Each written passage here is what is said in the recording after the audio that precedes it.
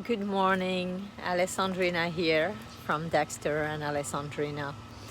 And today I wanted to share with you a practice that I myself apply in my meditations and in my life that I've learned from studying Buddhism for many years and essentially exploring ways in which Buddhism gives us practical tools, really very, very grounded tools to enhance our experience of meditation and our experience of life. Essentially, meditation is really a tool, right? It's becoming familiar with. That's what meditation means. And what we're becoming familiar with is with our own mind. And when we become familiar with our own mind, well, we now have the capacity to quiet it, to be able to release the obscurations of our mind that are creating suffering and pain in our lives, in our relationships, and therefore to have a better life and to have a better meditation experience. So this tool, this tip that I'm going to share with you is very simple.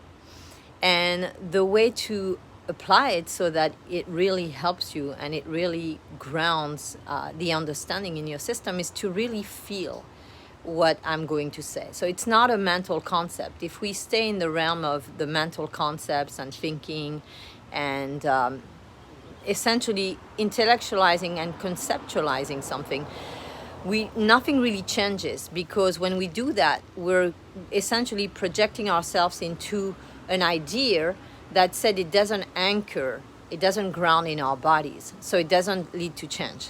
For the moment that we do explore it as an idea, as a concept, intellectually, we do feel it and we do understand it. That said, then we put it on the shelf and that's where it is until we think about it again.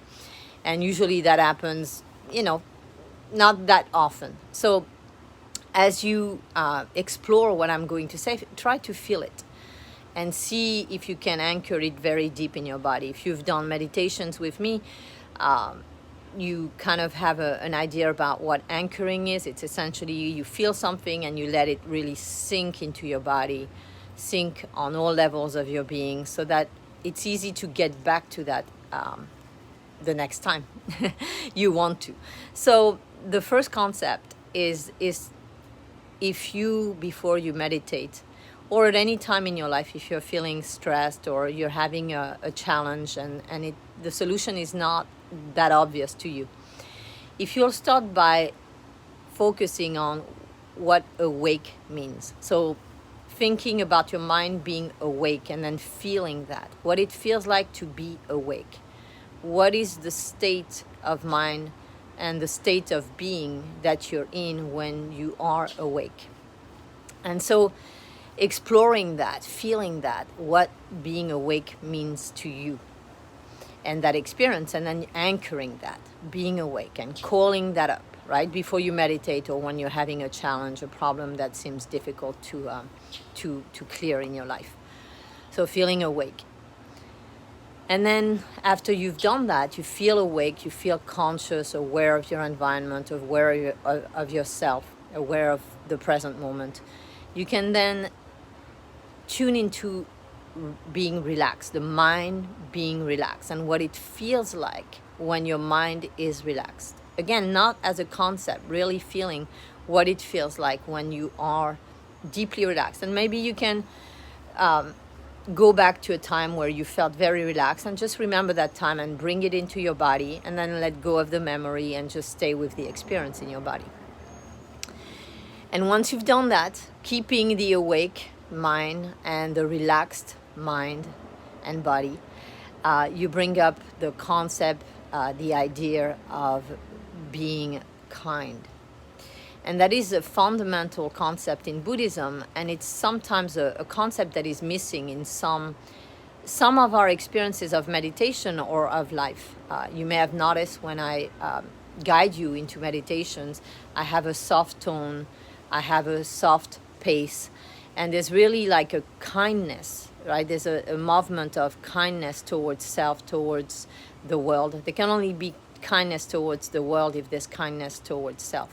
So learning what it feels like to have a kind mind, a mind that looks at the world, that looks at yourself with kindness, and really allowing yourself to feel in your organs, in your body, this kindness. This, you can even maybe feel it as an opening, a softness, a gentleness, like a caress.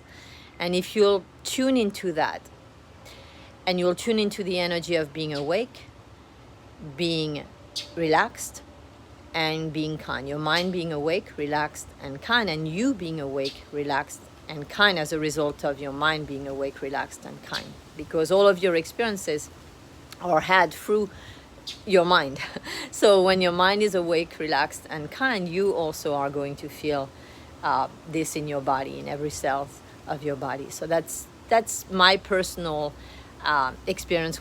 Before I start to meditate, I really tune into that, being awake, relaxed, and kind, and what that feels like when I'm awake, relaxed, and kind to myself. And then I can be awake, relaxed, and kind in all of my relationships and in the world, and it's very beneficial.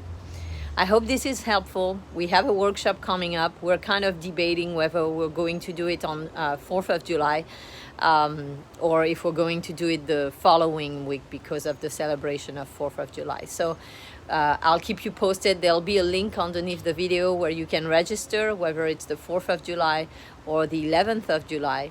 We really look forward to seeing you and exploring with you in the meditations that we'll be doing during the workshop, how to have your mind awake, relaxed, and kind. And the topic of the workshop is love your life. So there will be a lot of being awake, relaxed, and kind in order to love your life. Essentially, that's a prerequisite. If your mind is not awake, relaxed, and kind, it's going to be maybe more difficult, more challenging for you to love your life, because you may be in a different state of mind that is not actually supportive of loving your life. Sending you lots of love and hoping to see you all very soon. I have a bunch of meditations that I'm recording at the moment. I've been absent for a while in recording meditations due to a busy schedule. That said, I'm really looking forward to uploading all of these new meditations in the upcoming days and weeks. Lots of love. Bye.